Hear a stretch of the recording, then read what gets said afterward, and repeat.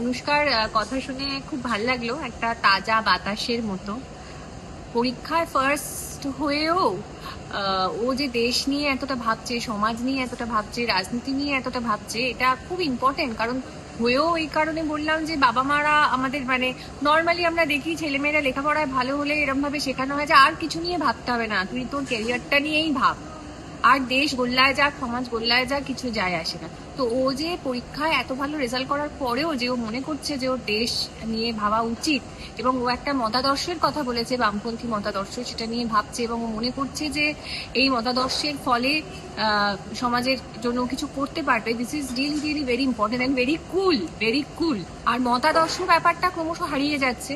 ও যে কোনো মতাদর্শই খুব থাকাটা একটা লোকের জীবনে খুব ইম্পর্টেন্ট। আর ও যে এটা বুঝেছে যে বামপন্থী আন্দোলন একটা লং টার্ম আন্দোলন, দীর্ঘসূত্রী আন্দোলন, এবং যেটা আমারও মনে হয় যে সবসময় ভোটের নিরিখে, রেজাল্টের নিরিখে বামপন্থী আন্দোলনকে বিচার করা যায় না, মূল্যায়ন করা যায় না। আমার মনে পড়ে যাচ্ছে 2024 লোকসভা নির্বাচনে আমি যখন ব্যারাকপুর কেন্দ্র থেকে পার্টির নির্দেশে প্রতিদ্বন্দ্বিতা করছিলাম, সেই সময় আমাদের পার্টির নেতা শান্তিরঞ্জন ঘোষের চেয়ারম্যান ছিলেন ব্যারাকপুর মিউনিসিপ্যালিটির, তার নাতনিও এরকম উজ্জ্বল রেজাল্ট করেছিল।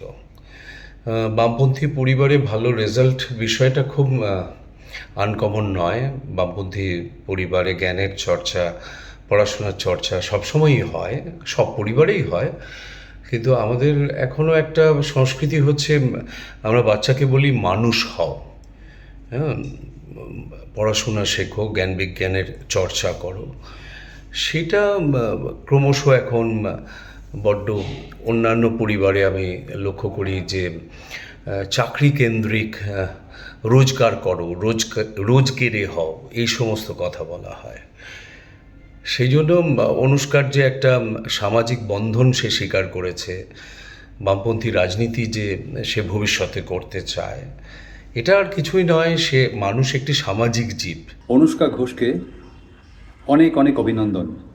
তার সঙ্গে অ্যাজ এ লেফট সিম্প্যাথাইজার আমি ওকে একটা কথা জানাতে চাই, ভবিষ্যৎ জীবনে ও যদি সক্রিয় বামপন্থী রাজনীতিতে নাও আসে, তাহলেও ওর মতো মেয়েরা, ব্রাদার ওর মতো যারা মানুষ, তারা যে কোনো বামপন্থী রাজনৈতিক দলের জন্য অনেক বড় সম্পদ।